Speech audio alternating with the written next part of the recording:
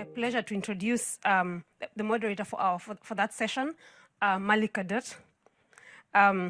Mallika is a long-time advocate for gender equity and using an intersectional lens to advance justice. She is currently the director for gender equity and governance at the Hewlett Foundation, where she uses, she seeks to foster inclusive societies so that people everywhere, including women and girls, can truly achieve their lives' aspirations. She brings a wealth of experience in storytelling, narrative strategy, movement building, and including in her previous work, including as a founder of Breakthrough. She's also a recipient of multiple awards, including the School Entrepreneurship Award. Welcome, Mallika. Thank you so much.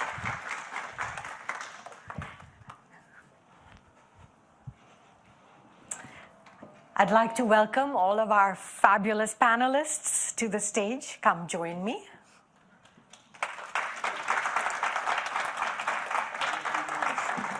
What? Okay. Whatever you desire, please.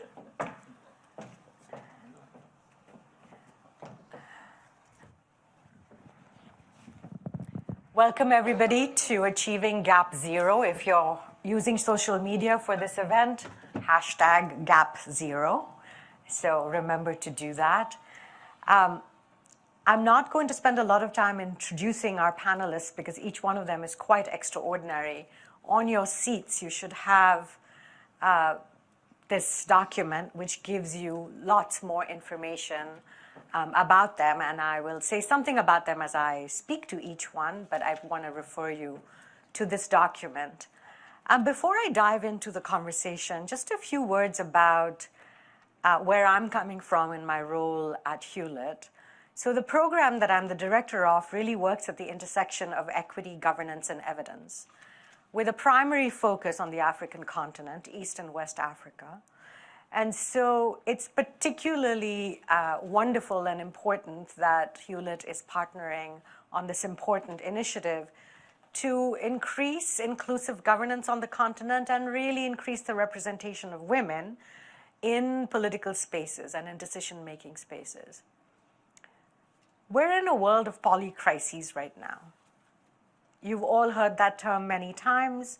We've been here this week for the UN General Assembly and seen all of the protests on the streets, the conversations that have been happening about climate, about democracy, about health, about economy, about many things.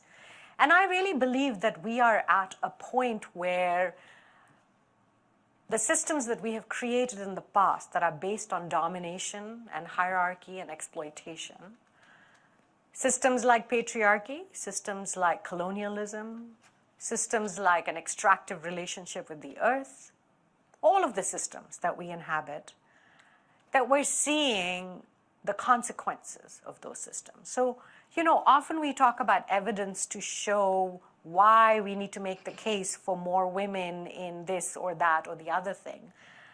I would start out by saying that the evidence is very clear that our current systems are not working for us, for people, or for anybody on the planet, including the planet itself. So if we start with the evidence from that perspective and ask the question, well, then why is it important for women to have and hold positions of power? The question is answered very simply, because our very survival as a species depends on it. And so I would like for us to start there, to understand that the perspectives, the wisdom, the knowledge, and the leadership that women bring to the table is absolutely essential for us to move forward together as people and planet in this moment. And so in that context, this initiative, Gap Zero, is even more important in my eyes. And so I'd like to start us out with asking our first panelist, who comes to us from IDinsight, Esther, You have been in the evidence space for a very long time, and IDinsight has been playing a critical role in gathering data to show the importance of women's leadership in Africa. What are the trends across the continent, and what are the gaps that we really need to fill? Thank you. It's great to be here with everyone. First mic to use. Thank you. I hope you can all hear me. It's an honor to be on this stage and share it with everyone here, and thank you all for coming. I'm one of the co-founders of IDinsight and serving as CEO. And just as a brief introduction, what we do is bring data to decisions in the most important critical sectors of global development. So it's a great question, Mallika. What we've seen, first I'll say there are trends that are showing so much progress, and I think the argument for needing evidence to show that we need to convince people that women should be equally represented is probably a bit past, as you were saying. But now where the evidence is pointing us to is what have we seen works? How much does it work? Where do we put the resources? How do we bring along the difficult minds and hearts that cannot be changed with emotions, storytelling, social movements, which I argue are critical to making this work. However, we must use all the tools in our toolkit, including all of our quantitative approaches, putting black and white numbers on paper, especially for the most difficult to change hearts. But some of those trends that I think we want to bring out using that evidence now are, for example, how are we seeing quotas play out? I think Madame President referred to this. There's a belief that the quotas are there serving a catalytic change for a lot of our countries and a lot of our elected positions. But yet there's so much we need to learn about exactly when do some quotas work, under what circumstances, in what systems, and with what types of people and hearts and minds. And so that's one area where I think there are trends to say we have questions remaining that we need to address. We also see that the trends of women who are placed and working in these systems with quotas also still reveal a lot of questions around what types of positions of power are women in. In many cases, we can see the hard numbers that although we may be getting higher numbers of representation, are we placing women in the right levels of decision-making power? We can see that of the chief justices on the continent, there are only 6 who are women. Most of our women serving in the judiciary are in the lower courts. And those are places where we're seeing trends. Data is unlocking that we may have overarching progress, but there's a lot more nuance that we need to apply to understand the trends and know how to move forward with confidence that impact is coming from our interventions, our stories, and our programs. Thank you. I mean, we're joined on the panel today by 2 women who have a wealth of experience in government in 2 countries on the continent. And I'm going to start with you, Clare. You're the CEO of the Rwandan Development Bank and a cabinet member. And Rwanda has often been held up as a very wonderful example of where political participation and representation of women has exceeded expectations. I was just in Rwanda for the Women Deliver conference. Thank you so much for that extraordinary hosting of 6,000 of us from all over the world gathering to talk about gender equity. And I'm curious to know what are the factors that have enabled your success as an individual, but what supports the participation of women to the extent that they are able to in Rwanda? Thank you very much. First of all, I'm very pleased to be here. Thank you to Madame Salif and First Lady Namibia as well. I belong to a group called Amujae Sisters. And these days, and this is an initiative of Madame Salif to nurture and support women leadership across the continent. And I always say, what keeps Madame Salif going? She's done everything. She's reached the highest point of leadership. Why does she still care about working hard to get women on leadership? But I think things happen because people make them happen. And things happen because some people really are passionate about making them happen. And I think that's why Madame Salif keeps doing this. And I'm really proud to be an Amujae sister as well. So for Rwanda, today Rwanda is ranked 6th in the Gender Global Parity Report that the World Economic Forum releases. We have the highest number of women, 61% in parliament. We have about 52% cabinet representation. So we've done a lot. Can we Back just to take your a moment? question. Can we just take a moment and applaud that? Can we just take a breath? That's pretty fantastic. Yeah. Thank you. Thank you. So what are the factors that made that happen? I think, first of all, leadership matters. I think leaders must be very deliberate. Leaders must be intentional about including women. It's not enough to talk about why it's important. It's not enough to preach why it's important. People must make this happen as leaders. And I like to give the example of my president, His Excellency Paul Kagame. He always told us stories of how when he wanted to appoint a cabinet, he would say, I want women, 50% women. Or if he wanted to appoint a board composition, he would say, I want women. And many times his aides would come to him and say, we can't find a woman who qualifies for this position. And he says his answer was always, okay, I'm not in a hurry. Take your time. When you find the women, then I'll make the appointment. And somehow the women would be found very quickly. So leadership matters, and leadership has to be intentional. You have to find the women, and you have to be deliberate about including. So I think that's the one thing that Rwanda has done. The second thing is also policies, putting in place policies that requires women to be included. Our constitution says 30% of public leaders must be women. But it wasn't easy in the beginning.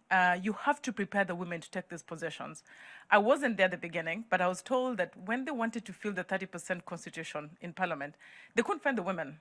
And so the political party, which is the RPF, the ruling political party, had to go to villages and try to find women that looked like they could speak in public, they were educated, they were influencers, and then encourage them to go to parliament. And so it's the struggle to get the first 30%. But once they got the 30%, the next time they went to election, it was 40-something%. The next time it was 50-something%. Today it's 61%. So it's important that when you have enough representation or role models, women become inspired to become leaders, because they're seeing that if this neighbor of mine that I went to school with can do it, then I can do it. And then in the next elections, I will get ready to do the same. And that's what we saw happening in Rwanda as well. The third and last point I want to point out is it's not a one-off. You don't just do the constitution or put the policies or appoint people. It must be a continuous process of ensuring that women are included, and that speaks to institutions. For Rwanda, we put in place some institutions whose job is to just make sure that we are continuously checking how we are doing. We have an office called the Gender Monitoring Office. This is a job, their job is to just monitor in public sector, private sector, and tell people here there's no inclusion, there's no balance. Think about it, do something about it. And that encourages people to check. They also go to parliament. When I'm presenting my annual budget to parliament, there's somebody from the Gender Monitoring Office to see if I have any budget allocation for advancing gender promotion. If I don't, they will raise it, and parliament will not approve the budget until I show that I can actually include. I have programs that includes women, and those kinds of continuous monitoring, you don't just do it as a one-off. It's something that you have to keep doing, because the journey is still very long in many ways. Thank you. Thank you. What a fantastic example of really not just the leadership and the political commitment, but then all of the steps along the way that are needed to actually make this happen. And what's happening in Rwanda is testament to that leadership of women in the positions of power that they have. I'm going to move over to Malawi and ask Colleen Zamba, who is the secretary to the president and the cabinet of that country, a macroeconomist herself. I just had the pleasure of speaking on a panel with your president, His Excellency, as part of the Generation Equality Commitments. And I was very impressed with all that he laid out in terms of the commitments that Malawi has made. And I'm curious what your experience has been in the positions of power that you hold and represent. What has your journey been to be able to occupy these positions of power, and what has supported you to get there?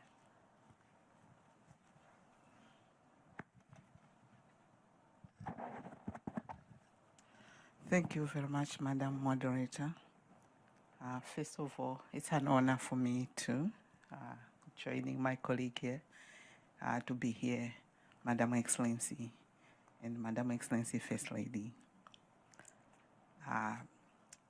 the chat with Madame Ahuna was quite, inspiring, and it's like I was saying, okay, so Madam Excellency has been in all of it, Moderator, I started my career in the civil service, from university to the government in Malawi, and rose through the ranks to the position of Principal Secretary, mainly for economic affairs, data and aid, and at one time trade and industry. And then I moved on to the UNDP, which is an international civil service, and had an opportunity of being in Nigeria for 6 years as economic advisor, and later moved to Zambia for 4 years, and then another year and a half in Eswatini and Lesotho, when my president asked me to go back home and help. I must admit it wasn't an easy decision. But Excellency mentioned something here, determination and passion. What motivated me? Yes, I'm here. I'm receiving dollars. But I have a nation, a president who has just come in power and who wants to make a transformational change of the country. And I think that was so much inspiring that I should be part of contributing to that change. A change which will affect the citizens and the ordinary person on the street. I therefore packed and went. First, he made me chief advisor to the president and head of a presidential delivery unit, which we're just setting up, and learned a lot also from Excellency through the Tony Blair Institute. And it was quite interesting and made me to really catch up with a lot of things, because I had been out of the country for 12 years. But comparing what I found, I really felt there was a lot we had gone backwards as a country, since I used to be in the civil service before. But from last year, it pleased the president to give me the honor to be secretary to the president's cabinet. In my country, it's 2 jobs in one. You are head of the public service, but you are also secretary for the cabinet. Sounds like 100 jobs in one, actually. I don't think I want to lie here. It's big. And, it's a journey, as you put it, and you end up making a lot of tough and difficult decisions, which in the process step on people's toes, and especially when it's a transformational change you want to make, you become very unpopular. So it has not been very easy, but you are navigating to have those structural changes, and the names have been tagged, negative and positive, But one I enjoy most is Madam Delivery.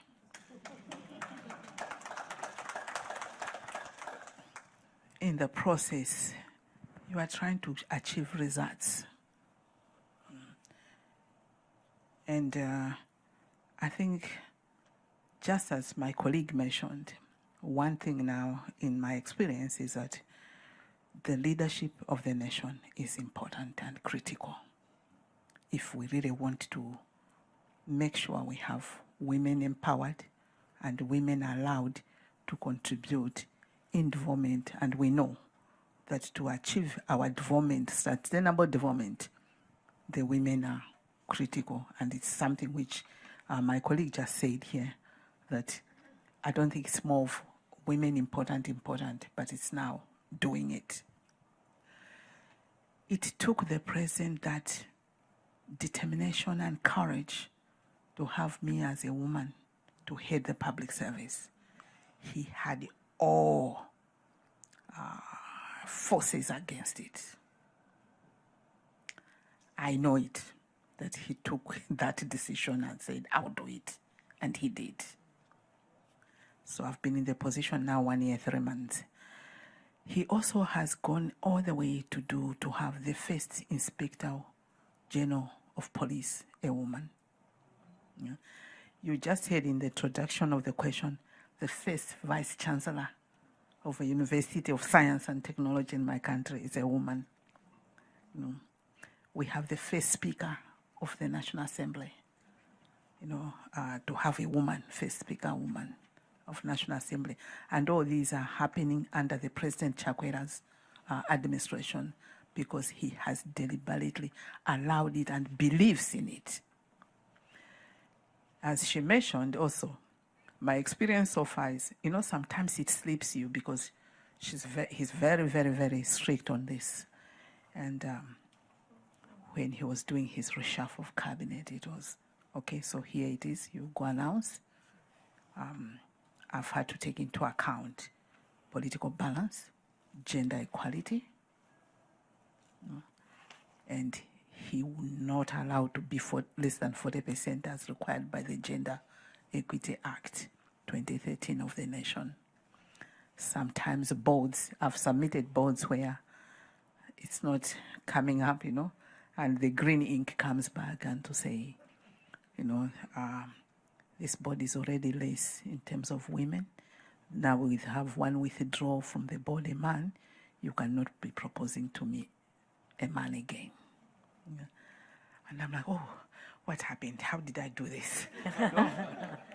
So that has been the journey. I think maybe let me stop here for now. Thank you.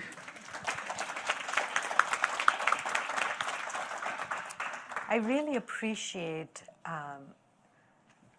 to the president's earlier point about power and authority, I really appreciate the very powerful, quiet power that you just demonstrated for all of us as you shared that story. So I just really want to take a moment to recognize what power looks like exercised in a multitude of ways.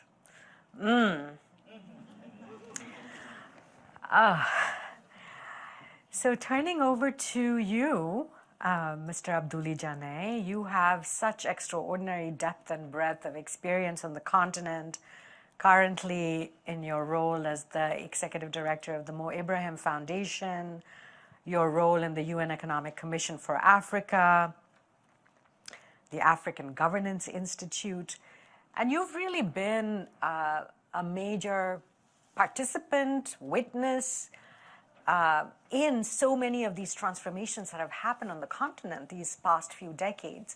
I'm curious to hear your observations about how inclusive governance has evolved and how the issue of gender has played out. What have you observed? What have you learned? And how does it feel to be a man on the panel? And your mic is on the table right next to you, yes. Friendly. Thank you very much. Thank you very much. And I feel, is it on? Yes. On.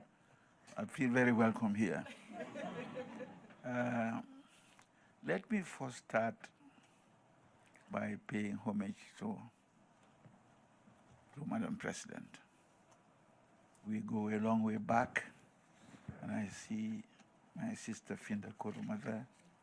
We came together and are very close to her. So when she became head of UNDP Africa, I was the first rep he appointed. So you see, I owe my career to her. It was fantastic. But what I want to particularly salute is her courage. When I was, because I went to Niger and other countries, then I went to Ghana. And Madam President decided that she was going to run for president of Liberia. And she came to Accra and said, let's go and see Jerry Rawlings, who was, he was a mover and shaker in Africa at that time. We went to see Jerry Rawlings, and Madam President told him, I am going to run for president of Liberia. He pondered over it for a while and said, I don't think the time is right. He said, we have Charles Taylor there. We in ECOWAS have invested a lot in Liberia. And therefore, to really have stability, we want to let him run. But don't worry, he will self-destruct, and you will become president next time round. You know. Then we conversed. We chatted with him and his wife and so on, and we left. When we left, he said, "Don't listen to him. I will run." I'm surprised he didn't take that as the most critical decisions he ever took. He said, "I will run. I don't care what the results are going to be, but I have to go in there and fight." And she stood, she fought, she went into, of course he lost those elections, but the next time round she won. She won and has been a marvelous.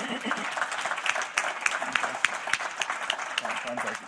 So I owe her a lot.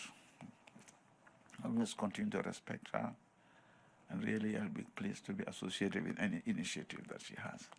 Normally, I'm so dominated here, I would not have come if it was not her. but it's fine. No, what was your question you said?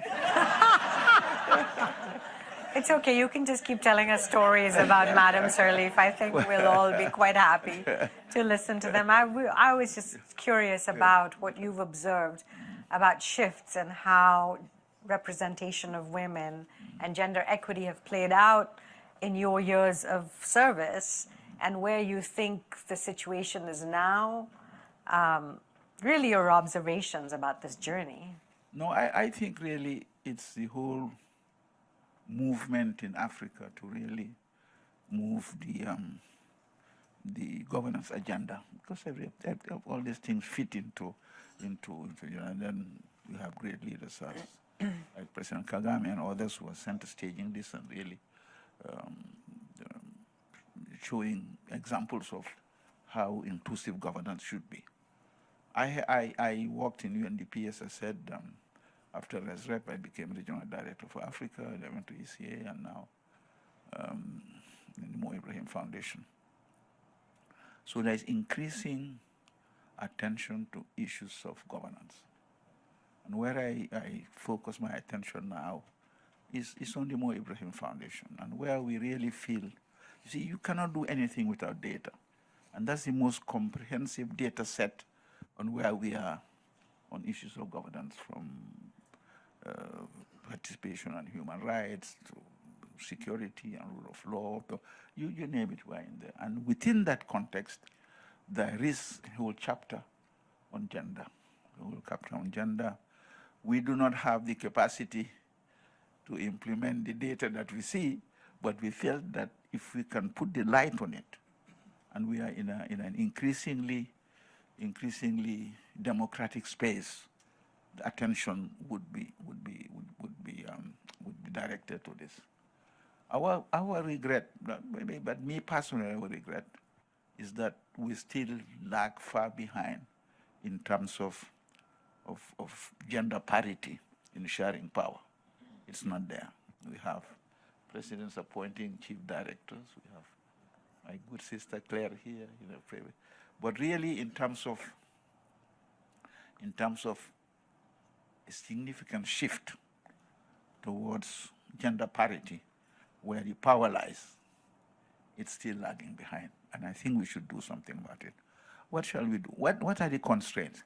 The constraints first is that, I was going to share some of the results of this, because we produce an index every year on, as I said, rule of law and gender and everything and so on. We don't have, my job is to really go around and talk to heads of state and say, this is where you find your country now. What is it that what is it that you are doing?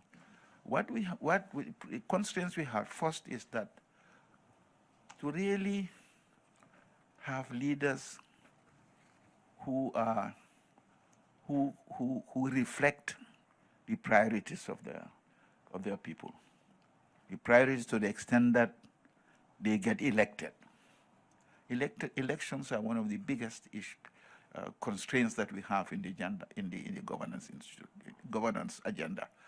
She got elected in a very competitive thing and a very violent country at that time and so on.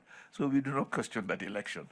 I'm biased. I'm saying she was the best candidate at that time and therefore was elected. But elections continue to be an issue in Africa. It's the biggest constraint in moving the governance agenda, and hence also address those issues of priority to Africans. If you go out, because we do not only the data set, but we go and try to capture through Afrobarometer what are people's feelings and so on. And believe you me, there are many people in Africa who believe that our sisters are being underchanged in the governance equation, in the power equation and others. So that will change. The more democratic we become, the more your voices are women are being heard, the more you can exert that. I think then we will move towards better representation for women, better parity, and so on. So this is the challenge. Let us have more women entering the political arena. Let us have an equal playing field, which we don't have. Which you don't have because there are many men who still believe that women don't deserve a seat around their table. It's very few. President Kagame is an exception. There are others too, but they are very much the minority. They are very much the minority. Look at the cabinets they are putting in place, the opportunities that are given to women and so on. So our challenge is really change the dynamic, move it in a way in which we would have as much equal representation to the issue of gender parity as we can. Am I hopeful? I'm very much hopeful. If I sit near him, if I sit near Clare, if I sit my niece out there who left a very lucrative job in African Development Bank to come to Gambia and say, I am going to run. I'm going to run, and Madam President and I were her advisors. Of course, at that time, we told her, you have no chance. So, you have no chance. But brave women like that are emerging. Emerge. Let us keep this conversation going and really be assured also that there are men on the other side who support you, and then we will help to make this change happen. So maybe I shouldn't go beyond this, thank you, but really it's a humongous challenge. It's a humongous challenge out there.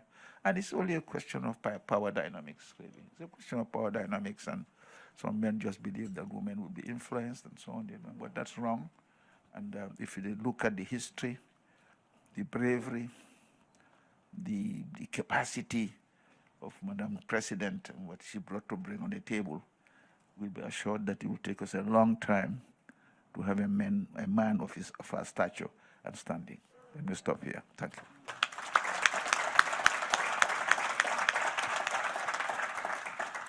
Thank you. Since you brought up the importance of evidence and data, I'm going to come back to you and ask, since IDinsight is really so focused on that, and since this initiative that we're here to discuss is Gap Zero, I'm curious to hear about any examples of how data has helped move the needle for women's leadership and political participation. Thank you. So I would like to be able to say thank you to Madam President and all of the staff at EJS Center for allowing IDinsight the honor to bring our skills to this very challenging, top-of-mind issue for the continent and for the world. So we have been privileged to work with EJS Center to build the Data Hub, which is covering 14 East African nations and keeping a monitor of the most up-to-date data on where women are represented within governments. So from the heads of state, president level, to judicial level, to legislature, the MPs, parliamentary committees. It's actually very difficult data to track, to put in one place, but I believe that it is one of the first places we have to start in order for evidence to start to change hearts and minds. Again, this evidence has to be taken with the stories, with the movements, with the examples of amazing leaders, but the data helps us fill in the gaps on exactly what should we be doing with limited resources. So we're really thrilled that the Data Hub will be public on the EJS Center website. Alongside of it, we have been able to speak with many key informants through interviews and a landscape assessment of what is working, what do we hope is working, what seems promising, as well as where are the organizations on the continent that are doing amazing things and seem to be changing things in a unique way. So from there, we see quite a number of interventions that are promising. I'll name a few, such as male allyship programs, bringing women together as collectives to advocate for seats at the table, to certainly write into constitutions, a starting point that is more difficult to ignore, communications, press, media, all of these things to raise awareness of what do the numbers say and why is it a problem. From there, our vision in the most difficult problems, especially where there's a lot of disagreement, in fact, that's exactly where we need evidence to guide the conversation and to be very clear on what is the impact of this. Should we put more money against it? Or are there interventions that are too expensive and they're actually not changing many behaviors or many hearts and minds?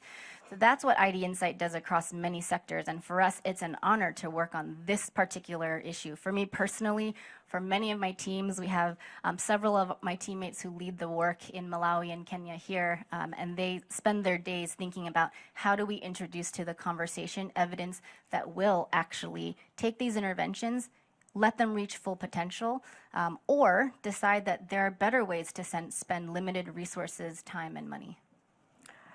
Thank you. Can we take a moment for all the IDinsight folks to stand up and identify themselves and just be recognized for all this important work? Okay, raising hands. Thank you all. Thank you. And now all of the wonderful EJS folks who are also making this happen. Where are all of you? I see Chris. And there you are. And thank you, Madam President, for the inspiration that is making all of this work possible. So thank you for that. I'm going to go back to the country of Rwanda. We spoke about the conditions that were necessary and the commitment of your president and the ways in which he insisted on a process at every step along the way that has led to the outcomes that you have in Rwanda right now. What have you needed for yourself to be on this path and on this journey? What is the kind of support that you have needed? What has been your own internal compass to stay the course? Because, you know, what I really appreciate about both of you on this panel is that neither of you are women who are attending to what are seen as gender issues, right? You're both playing very important roles in your cabinets across the board, holding very, and that is not to say that attending to what are seen as women's issues is not equally important, but I think you understand the point I'm trying to make here.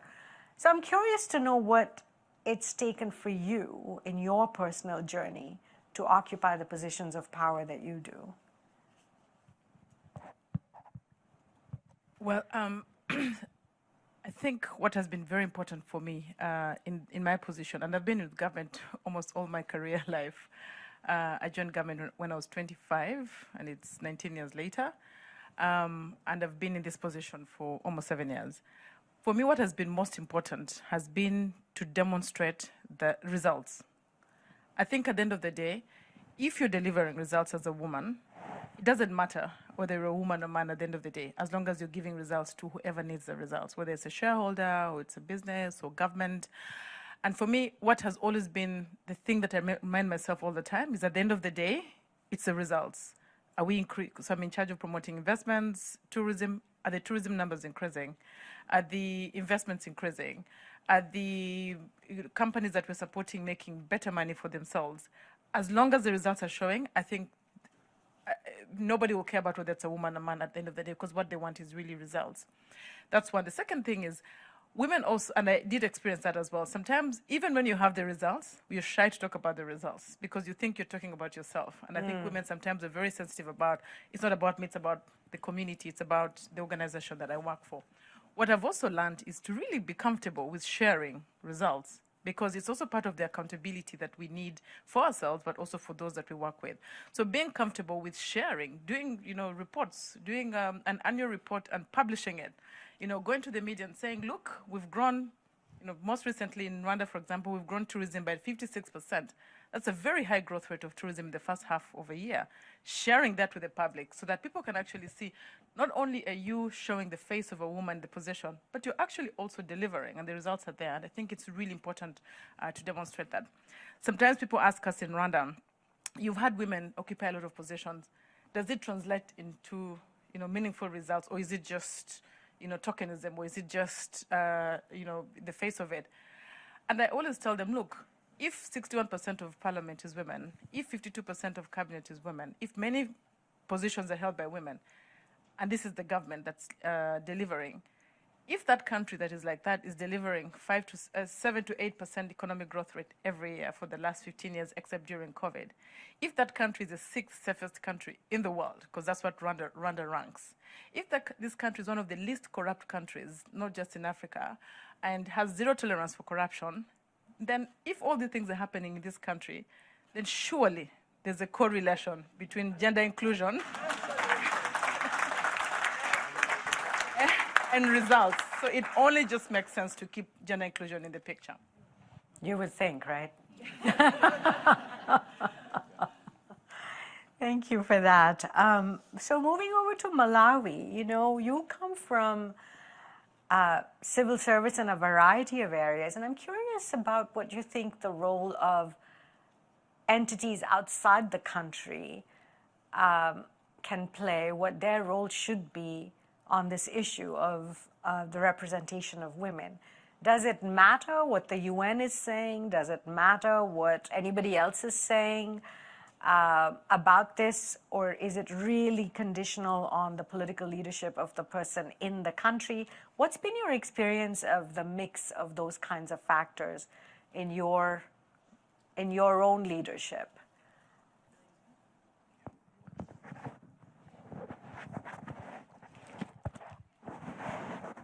Thank you, Madam Moderator. Leadership is critical. I think I rank it 1 because if the leader doesn't want, nobody will come and change anything. But secondly, this issue of the other organizations, international organizations, they have a big role to play. I, for one, am somebody who have benefited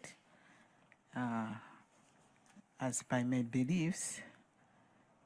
I just find it that God gave me a privilege, favor, that the time I had applied for this UNDP job, I heard there were over 500 applicants in New York here, and they shortlisted 90. I think it was his group. Because there were about, I hear 6 of them, the resident coordinators who were working on this. And they selected about 25 officers, and I was assigned to go to Nigeria. So you can imagine then a young lady who has never visited Nigeria before and is being told to go and be economic advisor in Nigeria. Of course, my first reaction, to show you, was to cry. And it took teams in regional office in South Africa were coming and saying, no, it's just a WhatsApp away. No, there are flights too. you are not saying no to this. It was a highly competitive process that we have a lady from this part of Africa. You don't understand, Colleen. You just can't say no. And it included even the church. You know, they were all saying that we are fasting. we are not eating until you enter a plane. So I took my bag and left for Nigeria. It was such an experience. But there I was when I went to the office and reported. And that very week, Jeff Sachs was in town, and he was my boss at one point in Malawi. And when Jeff saw me, he took me in his car and said, "Come on, you do it." And I did it. Yes, you did. You know. So I was molded in a way, you know, and then brought that confidence, you know, to be able to be facing, you know, people and all the processes, you know, in the office, or the performance assessments, and you know, being on different panels and doing the analytical work and all that. I think it really built me up, much as I was giving to the organization, but the organization also, you know, helped me to mold me further. And moving on to go to Zambia, where I led a whole team of the international support, the development partners, to come up with their 7th development plan, and all those experiences, they were all part of, you know, in the continent also building me up. So what am I saying? What I'm saying is that, one, it's important that there should be support technically, because it's a whole different level when you are up there. As I mentioned, on my faith, I used to think, you know, you would pray then saying principalities, what have you. Until I reached this position, I now understood that there are indeed principalities out there. You get attacked in all sorts of ways because you are the center of authority. You know, you are the head, the whole public service in the country. And you are the one going to advise to the president. Even if he has dissolved his cabinet, they know that, oh, I didn't know they were monitoring that her car has been parked in State House since. And they'll monitor that I'm coming out of State House. Oh, she came out 10 o'clock today. You know, so, yeah, you know, support technically in different spheres, all this leadership training, you know, I think it's good. It's something which should be promoted. I also think if there's a way of having even some short exchanges of potential and some while already in leadership, because leadership is different levels and you are moving up. So if people get exposed to this, not only young ladies, but at different levels, just to expose them to some of these issues, because my being in UNDP, International Civil Service, in these different countries, I've chaired procurement committees in Nigeria, I've done all that. So now that I'm back home, I think I'm using partly this expertise, you know, in the country. The things which come on my desk, some of them I'm saying, what mediocrity is this? You know?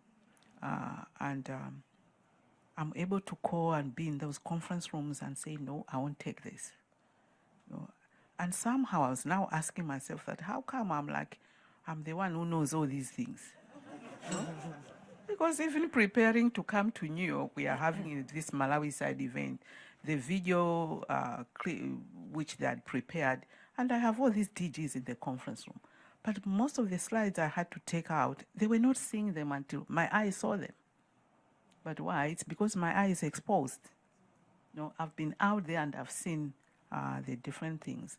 So the technical support, the capacity building, designing different programs, you know, it's important. the legal frameworks in our countries, they also need that support to make sure that we have proper legal, frameworks, acts in place. Like I was asking myself, why are we seeing 40%? The Gender Equality 2013 in Malawi is the latest, 40%. Why? Why not 50%? So all these need those review, and they need support, the knowledge sharing and the personal growth, which I've referred to. But also there's advocacy and global visibility, amplifying the women's voices. I think it's important.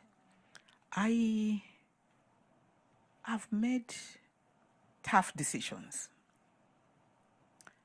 There was a time I was like, oh Lord, I have a sound mind and a sound brain. I'm deciding on this one. I knew I was going to shake the whole country, and it did.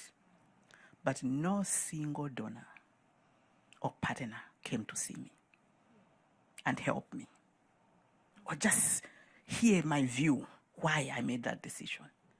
Everybody was rushing to the president that, no, it's not right, I should be taken out, fired, what have you. What do you mean?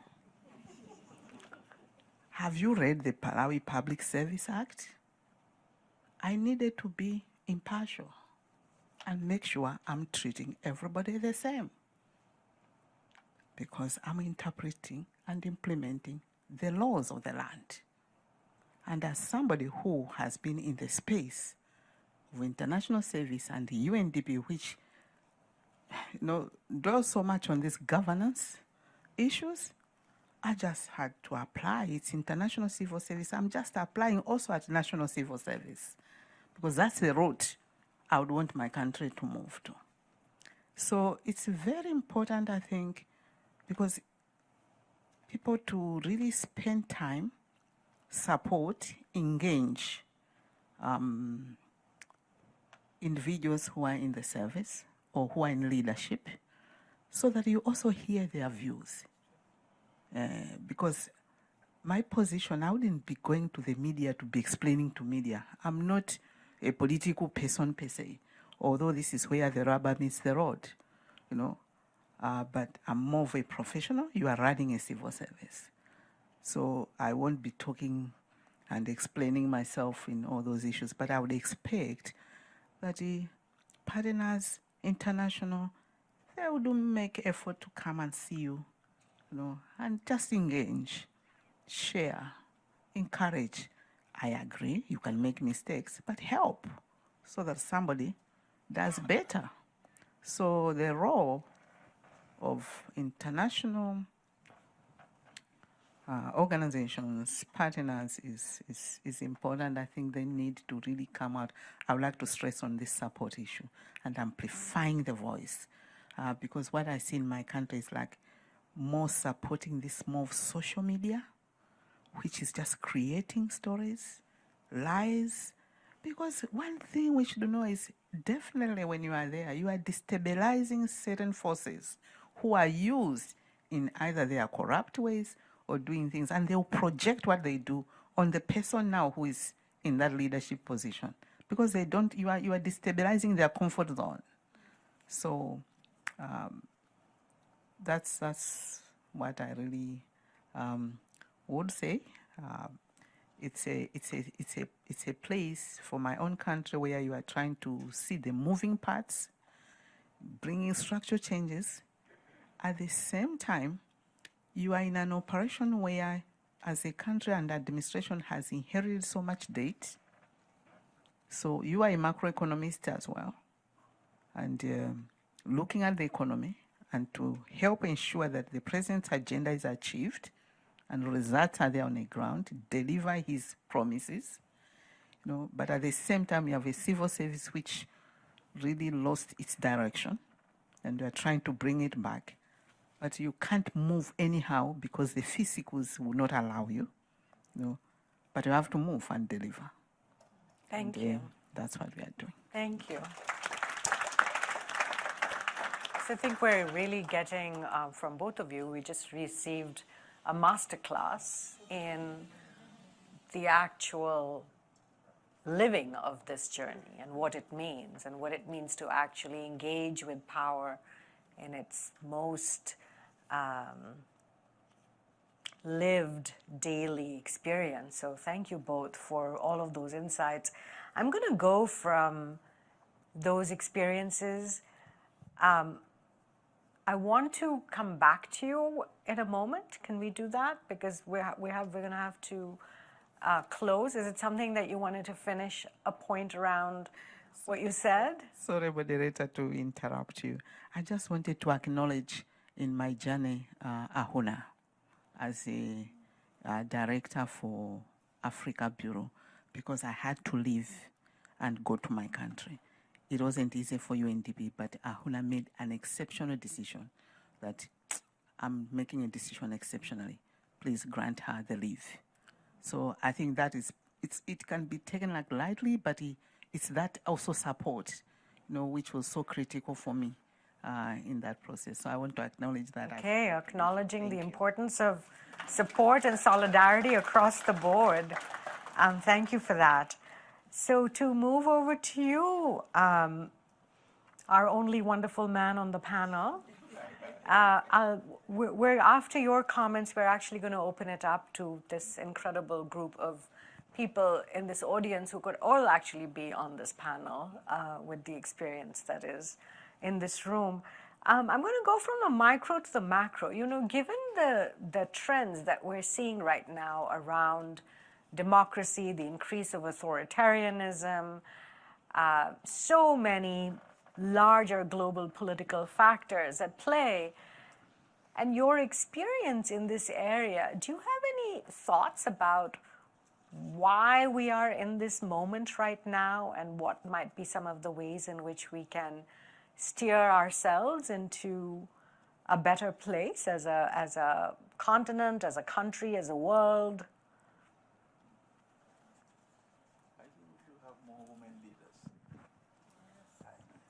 I believe we should have more women leaders. We should learn from my president here. If he could turn around Liberia, just imagine if you have a few like him in other countries. It would make a big difference. I was just looking at some statistics I have from year 2000 or so, 2000, 2002. There have been 29 coups d'etats in the whole world, 29. Guess how many of these are in Africa? 23. Can you imagine? That's a serious indictment of our leaders, of our leadership, and of what policies we're adopting to the extent that we give space to the military to take over our areas. So it's this reversal of constitutional order and so on is sad. So it is, we should look at the quality of leaders and the propensity in our part of the world to pick up some leaders. It's just mind-boggling. You just don't know where they are coming from. True, it is deplorable. How are we going to, as I said, maybe the changes around is more active participation of women in politics. You have to be able to do that. You have to build up constituencies and alliances and so on that will facilitate. You must encourage some of the institutions to also underpin your efforts. Like Ahuna is here, where UNDP should have a special chapter on how we are going to empower women, encourage women, finance women, direct women to be able to participate in. Yeah, I think it's vital. On your own, it's going to be very difficult. And then you should also look at new methodologies that you have. Like Tulane University has this how do they call it, Center for Equity or something like that. I think, the EGS should be able to move initiatives like that and so on. But we need a multitude of approaches of encouragement to ladies, identifying think tanks, academia, and so on, who would also do the relevant research and provide data, so that really this issue is brought to the forefront. I believe that it is one of the biggest issues we have that is a constraint to the optimal development of our continent. It is, there is no doubt about that. But how are we center staging this? How are we capturing the reality of the impact of this impasse, of this lack of movement on this agenda? How is it affecting us? I really don't know. So that's why you need a coalition. You need a coalition of academics, coalition of think tanks, coalition of those institutions that are keen on turning this country around, institutions like UNDP, and I say so because I was a former regional director, and I will have a lady there who's maybe doing 10 times better than I used to do. So it's important to do this, build this coalition, and then with institutions like yours also, the private sector, the humanitarian organizations and so on, because it's a challenge which is beyond us, beyond you only as a group. As a group, it's fine. We use it to center stage the challenge of this is, but build alliances of those who really believe that we are not. It's not a revolution. It is saying we are looking for equity in the world, and we are looking for. We are inspired by the good experiences that the few ladies who became leaders, what the experience that they brought to the table, like our remarkable president here and so on. So do those things, and I tell you, there are many. There are many who are ignorant of the impact of the gender gap on where this continent is heading for. They are ignorant, so we have to educate them, make alliances with think tanks and academics. Let them come out and say, this is what is costing the continent. This is how it is pulling the continent back in terms of our aspirations to meet the demands of our citizenry. Where you can put pressure on governments to deliver the goods and services that people expect from them and so on. It is important to form that coalition of the willing. If you do that, we will, I'm not saying we'll eliminate this, but it will not take us 130 years to eliminate it. I can assure you that 130 years we will not be around at that time. So, move this agenda forward, and you can count on many men. See those guys sitting out there and so on, and me. We will join the bandwagon and try to help you move this. Thank you very much. Thank you. The coalition of the willing, and we haven't even mentioned all of the other forces at play in the African continent. I don't need to get into all of that. I think we're all aware of that. We have about 15 minutes, and we'd love to hear from you. When you do speak, please tell us your name and the organization that you're with. And there's one mic runner. Is there anyone else? And there's another. So the mic to her and the mic to her, please, and we'll just begin there. Thank you very much. So my name is Esther Spio. An Emerging Public Leaders Fellow from Ghana, and I work with the Ministry of Finance as a budget analyst. So I'm very inspired by Madam Colleen because she is a civil servant too. And I just want to start by acknowledging that all of you women here are an inspiration to most of us coming up. I mean, hitherto, we wouldn't have seen like a lot of women on stage. And so it's an inspiration for us. It's an inspiration to most of us to actually keep on going. My question is, how do we deal with instances where certain women, unfortunately, haven't led a good mark in certain spaces, and so it sort of closes the door or limits the opportunity for some of us to shine? And I would like to hear your perspectives on it, because there was a time I tried running for student office, and unfortunately the first lady president on campus didn't really do well, so it was very tough for me. So I just want to hear your views on that. Thank you. Thank you, Esther. We're going to take a few comments from the floor before we turn back to the panel. So yes, please go ahead. Your name, your organization, and what you'd like to share or ask. Thank you, and thank you to the panel members as well. My question is directed to, my name, Sarah Ruto, Echidna Giving, Nairobi. My question is directed to Clara. 50% women in the cabinet, 60% parliamentarians. any backlash? Do you have any what about boys, what about men narrative? Thank you. Great question. Right here. Hi, Beverly Hatcher-Mbu. I'm a Deputy Director of Programs at Development Gateway. My question is directed to Ms. Colleen and Ms. Clare. Part of closing the gap is around making sure that policymakers have the right data when they need it. I'm curious to hear from both of you, what data matters to you, and what data do you not have that you wish that you had as we talk about pushing the needle on some of these issues? Thank you. Anyone else? Right here. Good morning. I'm Abigail Kajumba from Emerging Public Leaders, and I'm really glad that Esther actually spoke first, because as we were talking and I was listening, I was thinking actually about Esther. So I hope she doesn't mind me talking about her. So thank you for having me. It was amazing to listen to Her Excellency Sirleaf and Your Excellency First Lady in this amazing panel. And Esther is someone who will be on a panel like this in years to come. And I hope she doesn't mind me announcing, because it's years in advance, but she also plans to be a president in her country of Ghana. You heard it here, remember.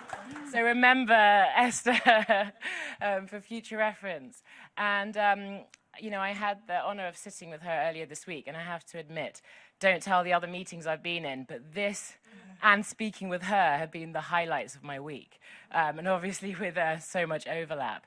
And it just got me thinking as I was inspired and encouraged listening to all of you.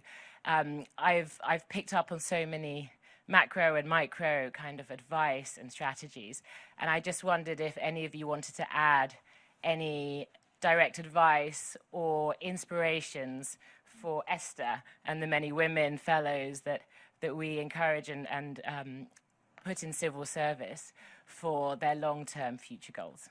Thank you. We'll take one more comment. Oh, okay, we'll take 3 more comments and then we'll close. Yes, I will come to you in just a moment. Yes. Thank you so much for this brilliant event. My name is Sarah Moran. I work at Give Directly. So we are partnering with many of the panelists, and very excited to be here. I would love to hear from the panelists if there is a single risk that you think might compromise our attempts to close the gap on gender equality. Thank you. Okay, so there's a person right here, the person with the mic. Where are mics? Okay, to her, and then there, and then we'll close. Thank you. Good morning. Hi. My name is Val Mensa, and I'm from a company called U-Farm-X. We work with smallholder farmers in sub-Saharan Africa. And in the region, we have about 60 to 80% of the women are involved in the whole value chain of agriculture. But the statistics, or let's say the optics of it, is still mostly men. So how do we change that, not just for agriculture, but in spaces where women dominate, they're still not considered. So how do we change that, and what conversations can we have around improving that? Thank you. Thank you. And I'm going to invite you to close us out. Hello, everyone. I'm so glad to be here. My name is Ibrahim. I'm with UNDP Africa here in New York as regional specialist. My question is really genuine. I just want us to be very real, please. As women, do you think women can have it all?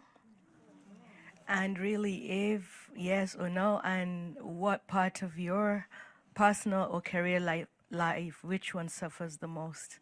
Because I'm in a transition where I have a career and I'm starting a family, and it's really keeping me up at night, honestly.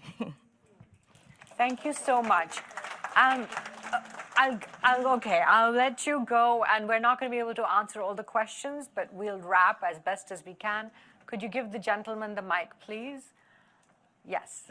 Thank you. I saw a lot of women speaking, so I said, as a man, I should also speak. Of course you did. And that's your son. Abdoulie Janneh Jr. From UNDP. So I just want to say this has been a very excellent event. I'm very pleased to be here. honored to be here, Madam President, and all the panelists, including my father and my former colleague, Colleen. Yes, so my question is how can men and boys be constructively engaged as partners in efforts to achieve gender equality in Africa? What programs or what messaging can we use to shift male attitudes and behaviors? Thank you. Thank you.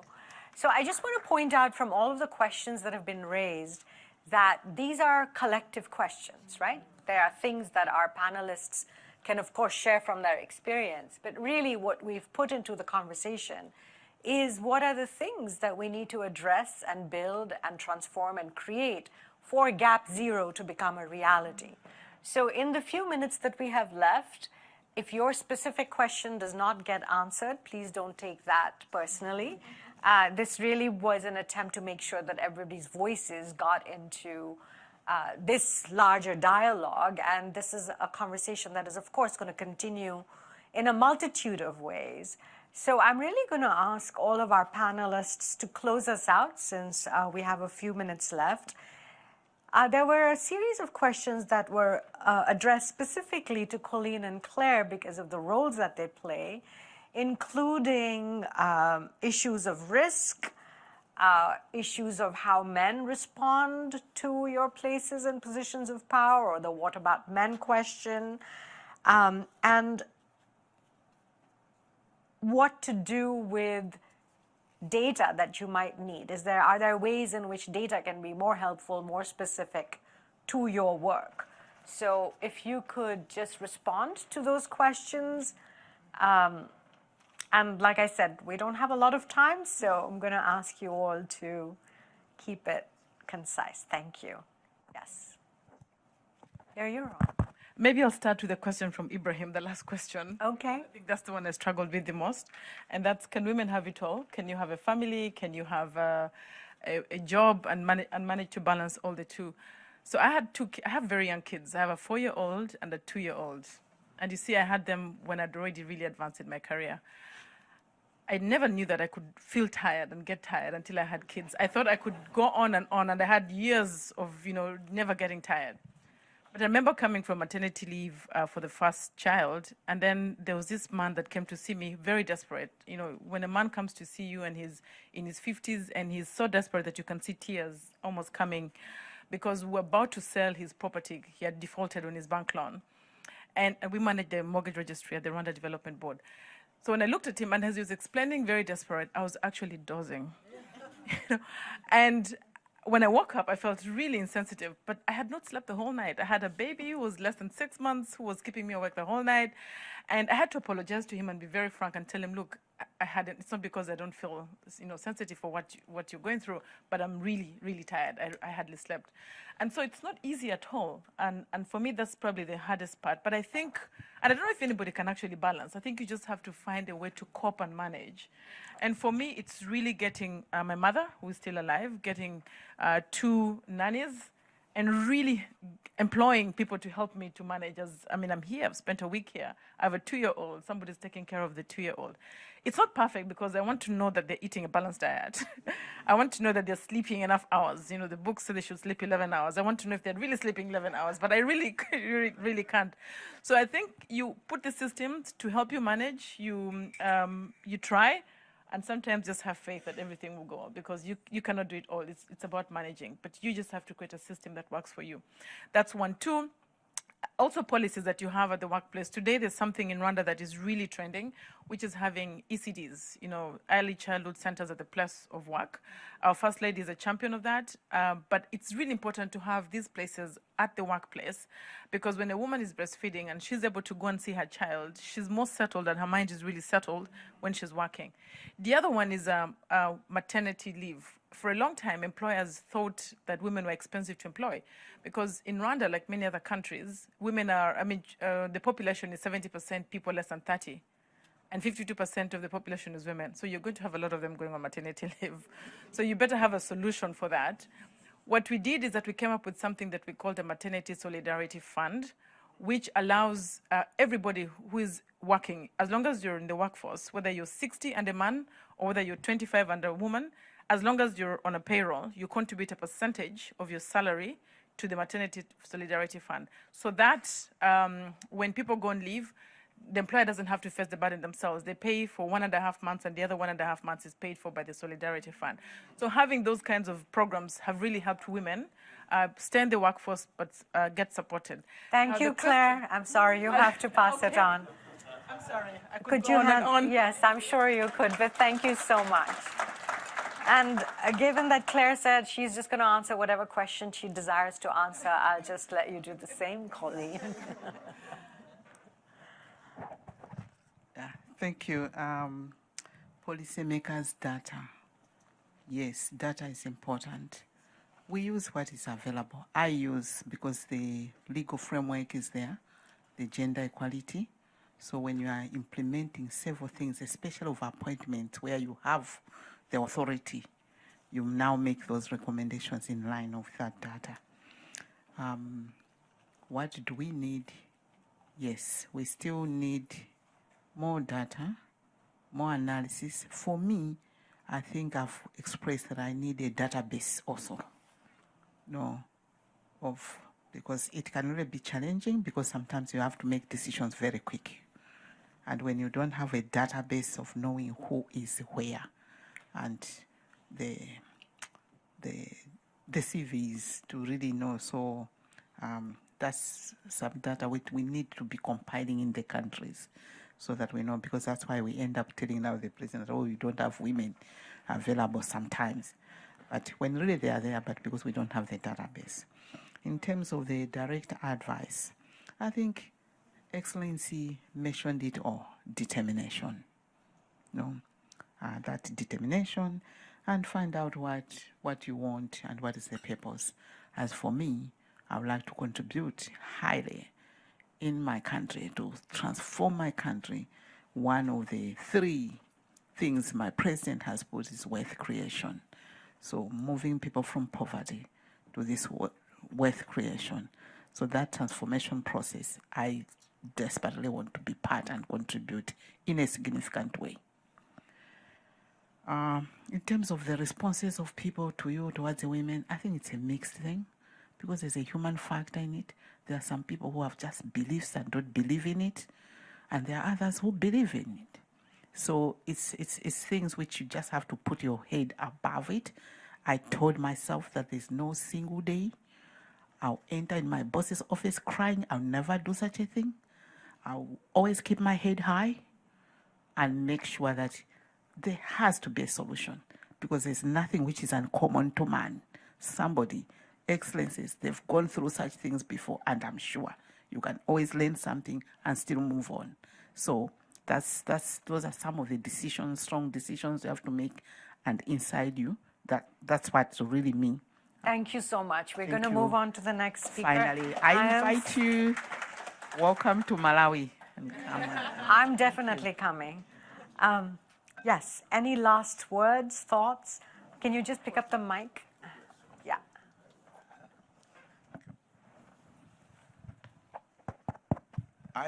My advice is really throw more light on this issue. Continue. We'll never have enough. If not, the benchmark of 130 years will stay. And suddenly you want to move away from that atrocious prediction. And to do this, I would say, join those organizations that are producing data. We have more data on this issue. I still believe that it's not adequate what we do. I tell you what we do in the Ibrahim Foundation. We have a whole section in the index that we produce on women, and on political power and representation of women, equal rights and civil liberties of women, socio-economic opportunities for women, equal access to public services for women, laws on violence against women. There are many other things that you can. So really get the data, put it in there, and so on. Second, I think you must also have a coalition with the regional institutions. In Africa we have ECOWAS, we have SADC, and so on. Let them set the norms Let them discuss. Let us share experiences amongst themselves and so on.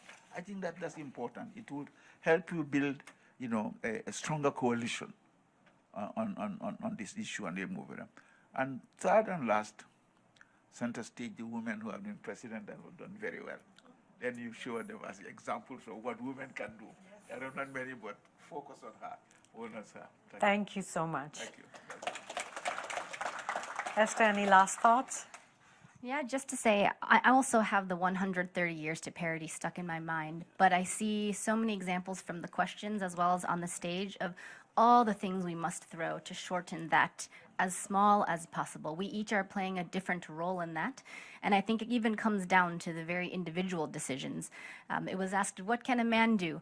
Many of these things are small daily decisions of, should you bring in your colleague? Should you, when you're selecting which image to put on a marketing material, keep those moments in mind. They add up, they really do. And for the individuals, for me, Mr. Abdoulie mentioned coalitions. I think the individual coalitions are critical to get through those work-life balance questions, whatever season we're in, and to stand behind women that you would like to raise up next to you. So I personally, as a social entrepreneur, as someone who's been first and only in maybe too many rooms, it is all about building the community so we pull together in the same direction and take that 130 down as quickly as we can. Thank you so much. So nobody, this question about what happens if a one-woman story doesn't have the impact that we wanted. The world is littered with billions of stories of men who have made a disaster of many, many things. So if you're ever faced with that question, I would just invite you to remind people about the current state of affairs and what we're contending with because of the current situation of men having made disastrous decisions about many things. And gender isn't just about women and girls. Gender is a construct that allocates roles and responsibilities and norms and values that are then ascribed to men and women. They're not real. They are socially and culturally and politically constructed. There is nothing inevitable about the way in which gender is understood and defined in our world today. We created all of these institutions that have led to amazing things and terrible things. We have the capacity to co-create a different direction, a different future. So for all of the men in the room who are asking the question on how can we be in support, it's beyond support. It's really understanding that our collective liberation requires us to think about power, to think about gender in different ways. And in order for us to succeed in doing that, women and other historically excluded groups have to be a part of the discussion because there is experience, there is wisdom, there is power, there is so much that we can be harvesting if we create inclusive tables that allow all of our magnificence to be part of the conversations. And so, Your Excellencies, distinguished guests, ladies and gentlemen, extraordinary leaders in this room, the Ford Foundation, all of the folks who have supported us with the technical expertise to allow us to be here, EGS, IDinsight, all of the organizations that have been a part of this session today. Thank you all so much. And a final round for our wonderful panelists and from President Johnson.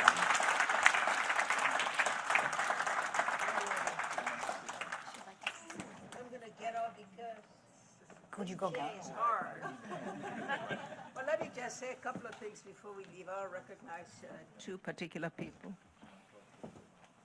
The First Lady of Namibia, because she's now the chair of the Association of First Ladies, and they're going to have a mighty influence on the leaders that they have. So please stand up.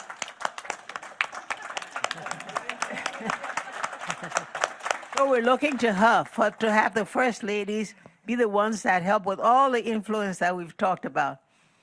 Banetta Diop. Please stand up. And I'm calling her because when I say that many of us stood on other shoulders to get to where we are, it was somebody like that with Femme Afrique, who was there with into the gallows, all down in the trends, trying to support the first of us who were trying to be arrested. So I just wanted to recognize the two of them and to thank all of you. Thank all of you for that.